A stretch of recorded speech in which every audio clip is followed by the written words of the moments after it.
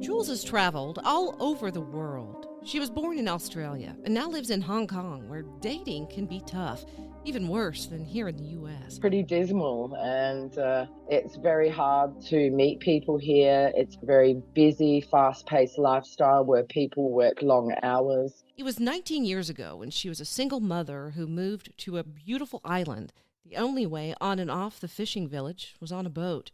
Like many of us, she decided to give online dating a try and had a few hiccups. I was involved in a couple of minor little scams. One guy sort of got my credit card details, and The big con was coming. Jules traveled to a different country to meet the man she thought she was in love with and ended up fearing for her life and safe return to Hong Kong. I felt lucky to get away with my life because I felt really in danger. She wouldn't learn exactly how much danger she was really in until much later, even though she went home with bruises and an eye injury that took months to heal. I had a bruised head, I had a bruised arm, I had a bruised hip. The watch face on my watch was smashed. My name is April, and a scumbag took $200,000 from my mother, who's fighting ovarian cancer.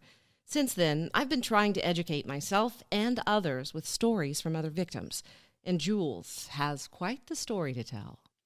You grew up in Australia and ended up in Hong Kong. How'd that happen? So I used to teach in Australia for 10 years before I came to Hong Kong, and my mum kept ringing me up and saying, "Oh, there's these teaching jobs in Hong Kong. Why don't you apply for them?" And I would say to her, "Why do I want to go to a country where I'd be the tallest person in the whole country?" And I wouldn't apply. And then I'd been single for a long, long time, and she rang me again and said those jobs are up in Hong Kong again. And I thought, oh, why not? I'll give it a try. My daughter was 11 years old at that time. And so I applied for this teaching job in Hong Kong and I got it. And so I sold my house in Australia. I was a single mother and I packed up my 11-year-old daughter and two suitcases and shipped two boxes. And we came to Hong Kong for 2 years. And now I've been here for 19. Wow, and you didn't speak the language, right? Or No, and you don't need to speak Cantonese here in Hong Kong. Everybody speaks English, except perhaps a few of the taxi drivers or some of the old mum and pop shops. But other than that, everyone speaks English. so do you teach English or what do you teach? I came out here as a drama teacher, and so I was teaching drama for many years, and then I moved into the personal, social, and health education, and I teach global perspectives and personal and professional skills. Okay, so tell us about what the dating life was like after you moved to Hong Kong. It's interesting because it was pretty dismal, and it's very hard to meet people here. It's a very busy, fast-paced lifestyle where people work long hours. I live on a little island off Hong Kong. It's a Chinese fishing village with no cars, and you've got to catch a ferry to and from. So I wasn't out in the hustle and bustle of Hong Kong that much. It's very hard to meet people and to connect with people. And so I've really been single for most of the time that I've been here. And it was about 2007 or 8 that I went away with some girlfriends to Boracay from work for a holiday. And somebody mentioned online dating. And it was from there that I started to get online to see if I could find the love of my life. Which site were you on? I started off on Plenty of Fish, actually. So basically, I met a few different people online, and I kind of, went to Japan to meet a guy, and I went to China to meet a guy, and met another guy from China, and I met a guy in the US when I was traveling over there, and I was involved in a couple of minor little scams. One guy sort of got my credit card details, and he used my card and I threatened him with the police and he paid me back. And another guy, I lent him money and he didn't pay me back. But the big scam that I was caught in was when I met a guy online called Truman who lived in Manchester in the UK. I was chatting to him for a few months and so I went over to the UK to meet him and it all started to go horribly wrong. And he actually wasn't who he said he was. I mean, he looked like his pictures, but there was nothing else really about what he told me that was true. He said he was adopted and that he had British parents, that he was, African by descent and stuff. But I think he was actually from Ghana, as far as I know. He ended up scamming money out of me and, telling me all these things I wanted to hear and basically love bombing me, which is a technique that they use. And I lent him money for him to get his mobile phone shop up and running so that he could sell it and come and be with me in Hong Kong. And then after that, everything started to go awry and he became aggressive and violent. And in the end, I ended up getting assaulted. I was slammed between a door and a wall. And there was a whole lot of stuff where he wouldn't let me insure the car and he didn't seem to have the right name and he's lied about his age and all these little red flags kept unfolding throughout the week that I was there. And I got a sinking feeling in my stomach that things weren't right. And I actually tried to escape one night. After I'd given him the money and we'd gotten drunk, I was in the hotel room and I realized that this wasn't right and he was aggressive and wasn't who he said he was. He'd fallen asleep drunk and I got the money out of the pants of his jeans and I packed up my case and I got ready to go and I was really scared because he's a very big 6'4", big hulking man and he'd already proven that he was quite aggressive and he'd also gone off with the car before he'd fallen asleep. So I didn't know where it was parked. I got the car keys. It was a car that I'd hired in my name that he'd pressured me not to insure it. Then I thought, well, I better try the door. And so I went over to try the door and there was a really loud click as I opened it and he stirred and woke up and he's like, what are you doing? And I said, I'm putting the do not disturb sign out on the door. I put the do not disturb sign out and I went and sat back on the bed and I just didn't have the courage. My heart was pounding. I was so scared and I just had to take off my clothes and get into bed and I gave up. And then the next day he reeled me back in again and said all these things and apologized. And then he tried to get me to go in on this building thing, which was a complete scam and lies. And it was really, really so difficult. But I had no idea about online dating scams. I didn't know anything about any of these red flags and the techniques that they use. I really did ignore my gut instincts. And I, in hindsight, could see the red flags, but I chose to ignore them.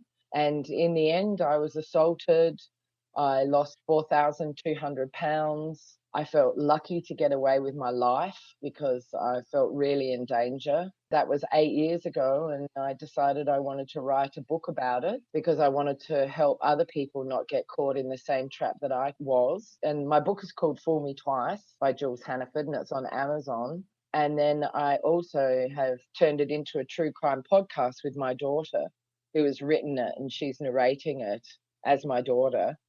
And we've been exploring online dating scams. So that's coming out on the 25th of October. So that's really exciting. We've got a scam story in every episode from someone else. We've got people from South Africa, Australia, America. We've got experts on online dating scams. And in the last episode, I actually was able to hook a scammer from Ghana, a 24-year-old scammer, and he agreed to do an interview with me for the podcast. So that was a real coup. I was absolutely thrilled to get hold of him and be able to interview him. And he talked to me about why he scams and how he does it. And it's really very interesting. So I'm super excited. That's the Cliff Notes version. There's so much more, so many more twisted details that we're going to take a deeper dive. Now, let's go back to that week and get a little bit more in detail. The week that you went to the UK to meet him. So you got a hotel room and you meet him at the airport. No, he was supposed to meet me at the airport, but then he texted me and said that he wasn't very well. So I had to find my own way to the city centre and went to the hotel. And then he showed up like 5 hours later. And when he arrived, he said he'd been unwell. And then he messaged me and asked me to come down to the foyer. So I went down into the foyer to meet him. And he's like, oh, come with me. I've got to go and pick up a sign for my new mobile phone shop. And in fact, he told me that he was project manager in a big, massive construction company and working on $1 million jobs. And it never occurred to me that why would somebody in a big construction company who was a project manager, why would he own a mobile phone shop as well? But anyway, we jumped in the taxi to go and pick up the sign, and then we got to the shop, and then he's like, oh, it's a public holiday, which he would have already known. And then we went back to the hotel and he got there and he was like, oh, I've lost my wallet. I can't find my wallet. Can you please pay for the taxi? So there was the second red flag. The first one was that he didn't come pick me up. Well, actually, there were more red flags before that because he would never speak to me face to face on Skype. He only ever typed on Skype or talked to me on the phone. I never actually saw him face to face. That's an online dating 101. That's one of the first things you should do. Make sure you speak to them face to face a number of times on Skype or FaceTime. He did actually look like who he said he was. And it's really interesting because at the end of the story, I actually tried to press charges against him. And it turned out that he was a career criminal with a rap dating back to the 1990s in the UK and over 20 aliases. Jules didn't figure all of that out until she returned back to Hong Kong. To this day, she's still figuring out the mystery behind her scammer. Back to the trip. So it would seem that he was actually probably more of a career criminal than an online dating scammer per se. And maybe this was just something that he was getting into and he hadn't really learnt yet that often people don't use the right pictures. But pretty much everything else he said was untrue. But he spoke to me on the phone and I did question him about his accent. And he said that he was adopted to British parents, he was from Africa, and that he was naughty as a kid and that they sent him off to Canada to boarding school. And that's why his accent was so unusual. Now, in actual fact, he had a Ghanaian or Nigerian accent with perhaps a slight British twang because he'd lived there for a long time. But I didn't recognize all of that at the time. One puzzling aspect of this maze is he used his real picture. So why was he afraid to Skype with Jules? It's not like many other cases we've heard where the scammer needs to hide his real identity. I don't think he would have Skyped with me because I'm wondering, I still to this day don't know that it was him typing with me. It could have been another guy who was involved in the business he was going to take over for the mobile phone shop. It's a long, complicated story, but it's possible this friend of his, this Western British guy, it could have been him. He could have been in on the whole thing and maybe they split the money. I have no idea. I may not have been talking to the same person when I was typing and when I was speaking. Okay, so you pay for the cab, then what? Well, I questioned him and I was a bit annoyed. And then I kind of told him stuff about my past and how I'd been scammed a little bit here and there. And he tried to throw it back on me and say, oh, you're just bringing up your past history and taking it out on me. And that's why you're upset and you're questioning, you don't trust me. And this is really a gaslighting technique. He was gaslighting me right from the beginning, making me second guess my decisions or my questioning him and making me feel crazy for questioning the fact that he didn't have his wallet and that it seemed like it was pre-planned, which of course it was. I paid in the end, and then he started to, compliment me and reel me back in and play the game. And then he was talking about needing all this money and kind of went from there. And then he wanted to hire a car. He said he had a BMW that the company had given him. Another red flag on that car looking back for Jules now. One of the pictures he sent was of a man in front of a car that wasn't a BMW, yet he said he drove a Beamer. That wouldn't hit her until much later. But he told me that he'd quit the company so that he could holiday with me, which is absolutely ridiculous. And that he had to give back this company car, which was a BMW. So I had to go hire a car. Then we had a whole palaver out when I got the car, gaslighting me again, telling me I didn't need to insure it and that he had insurance that would cover it. And I knew that, I've always been the type of person that insures everything and is super responsible and would never ever hire a car without having insurance. And, he really pushed me not to insure it. And I just went along with it in the end because I was so beaten down by him and I was jet lagged and emotional and stressed. And I cried afterwards and, it was so stressful. And then when we got headed back into the city, he was all playful and loving again and reeled me back in again. So this was a pattern for the whole week. And he was very, very good at manipulating me and playing on my emotions. And I'd been single for so long that I just really so desperately wanted somebody to fall in love with. And, I was in my 40s. He was a very handsome, charismatic man. He really was. I just kept getting sucked back in and then we'd have another drama and it just went on and on. And it was quite disastrous. Now, why didn't he want you to get the insurance? I'm not connecting the dots there. Right at the end of the time, after he got all the money he could out of me and he'd realised that he really couldn't get any more because he tried to get me to sign on to this mortgage plan in this imaginary flat in Liverpool that he took me to see. And I'm sure that was all absolute rubbish as well. But when I refused that, and he got the last little bit of money out of me that night, he went out to an all night religious vigil to celebrate the new year and left me alone in a hotel on New Year's Eve. And he took the car and he said he was going to be only a couple of hours, and he was gone all night. So I woke up the next morning and he wasn't there. And that was the day I was supposed to be leaving, and the car wasn't there. And I was absolutely freaking out, thinking, oh my God, he's stealing the car. And I haven't got it insured, and I could be up for £20,000. That's why he didn't want the car to be insured, because there's a possibility he was going to take it. So then what'd you do? I went downstairs and I went to the receptionist, the guy who owned the little hotel. We'd actually moved from this Lush hotel to a more obscure hotel because the cost on New Year's Eve of the Lush hotel was ridiculous. In actual fact, I was more isolated. I was in a far more dangerous situation. And I went down and asked the guy for the phone number for the Australian consulate. And I told him the car was missing, and he said, ring the rent a car place as well. That morning, after he'd gone out all night, the car was missing and I was supposed to leave. I was really, really stressed. And so I went and bought a pack of cigarettes, and I was sitting out the back of the hotel having one. And Truman pulled up in the car. This is about 8 a.m. in the morning, and there he was in the car park. And I put my cigarette out quickly and went inside.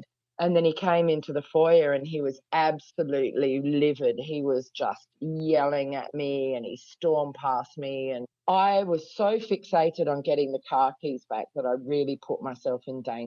Like, to me, I needed to get these car keys back because I was a single mother. I didn't have a lot of money. I mean, obviously, I had enough to travel to the UK and to give him £4,000, but that didn't leave me with much else. So I followed him upstairs and into the room, and that's where he was going psycho at me, going, you're a liar, you're a manipulator, you've been smoking this whole time, how dare you? He was gesticulating and spitting at me and towering over me. And in actual fact, because I'd been in 2 domestic violent relationships in my 20s, I was like, oh my gosh, here we go again, another psycho. So I was able to stay completely calm. And I was just like, please give me back the car keys. Please don't hurt me. And then for some reason, he just threw the car keys at me and I caught them. And then he pushed past me, smashed me into a wall, and slammed the door open on me. And I was crushed between the door and the wall. And he left. And then I followed him because I knew that he would have to get his stuff out of the car. And I followed him down. He went crazy in the lift. He was screaming and gesticulating at the owners down in the foyer. And they told him to shut up. And then he went for them. And the wife of the owner started crying. And I was like, oh my gosh, look at the risk I've put these people under. So I went outside in the hope that he would follow me, which he did. And then we went over to the car and I unlocked it from afar with the little buzzer, and he opened the boot and he was pulling out all this stuff that he bought, shoes, and there was a pink jacket that was perhaps a present for me, and all these clothes. And I was like, can I have my money back? I can't afford to give you the money. He's like, what money? And then he goes, go and get me my bag. He'd left his bag upstairs. So I was like, okay. And I went back to get his bag and I brought it back down, and there was a guy smoking in the car park. And I said to him as I walked past, if this guy starts to beat me, will you please call the police? He's like, yeah, sure. So I had this guy watching me for protection, and I went back and Truman was screaming and yelling at me, and he was like, I don't effing care if I go to jail. I don't effing care if I go to jail. And he was just going mental. And I was just like, right, I'm not getting my money back. I've got the car, back off. So I backed off and got myself out of there. A taxi came up. He chucked his stuff in the taxi and he got away. And then I sat down and started smoking more cigarettes, rang my friend in Australia again. And I started to cry then. And I was in a bit of shock. And as I was talking to my friend, I was just like, oh my God. And then I'm like, shit, he could come back. Like, I hadn't even thought, oh my God, he could come back. So I hung up and went and checked out and paid for the room, got my stuff, jumped in the car, changed my flight and pulled it forward a few hours and drove straight to the airport and flew to London and met my daughter, who was 21, and her boyfriend. They were wonderful. They were so supportive. They were really understanding. my daughter said to me, you're such a good person and you want to see the good in everyone else that you just didn't see how horrible and evil this guy really was. And, there's a naivety to you that is really endearing, but it's obviously can be dangerous. To me, that was really lovely to hear that from my daughter. And I didn't tell them how much money I'd lost, I don't think, at that point, but they knew all about everything else that had happened and they were so supportive. Then when I was back here, I was like, right, this is just terrible what I've let myself in for. And I felt so ashamed and so foolish. I'm an educated woman, I'm a role model in the community. I teach teenagers about this kind of thing. And I decided that I was going to not stand by and let it happen. So I contacted the police and I wanted to charge him. And they were like, no, we can't do anything. You don't live in England, so we're not going to take a statement from you. So I ended up going to the top. I found the number of an inspector in Manchester and I called him and explained my story and said that many other women could be in danger of this guy as well. And eventually they agreed. And Truman had taken me to his house once in that whole time I was there. And I remembered enough of how we got there to be able to find his exact address on Google Earth. So I was able to give the police his address and his phone number. And they actually ended up kicking his door in and he wasn't there. But then later on, they actually arrested him and took him in for questioning. And that's when they told me his name and the fact that he had a rap sheet dating back to the 1990s and over 20 aliases, and he was a career criminal. And that just highlighted how much danger I really could have been in. So what happened to him? Where is he today? Well, very interestingly, when I wrote the statement to the police, I wrote 7,000 words. They were like, oh, that's too much. Can you just tell us the facts? And I cut it down to about 700 words. But that was the beginning of my book, which I started in 2011. And then when I was finishing the book, which I wrote just over a year ago, I actually looked for him on Facebook and I found him using the same alias, and he was back in Ghana. And it looks like, from the photos and some of the things that he'd written on his Facebook page, that he's been through treatment for alcoholism. So actually, in the end of my book, there's a whole little section on all the red flags to watch out for, what to do in an emergency, how to online date safely. I even have a real scam email that I got over 10 years ago that I have put in the book. Then I pull it apart and show people how you can see the red flags. And some of the things that I've learned are that the scammers use generic statements in their profiles without any real information. They'll often have only one photo, or they'll have a number of photos that look like they're taken by a professional photographer. They'll often have double barrel names, like they'll be called John Williamson and they're on Tinder, but in actual fact, everyone on Tinder, it's just first names. So if it's two names, that's a sign that they're a scammer.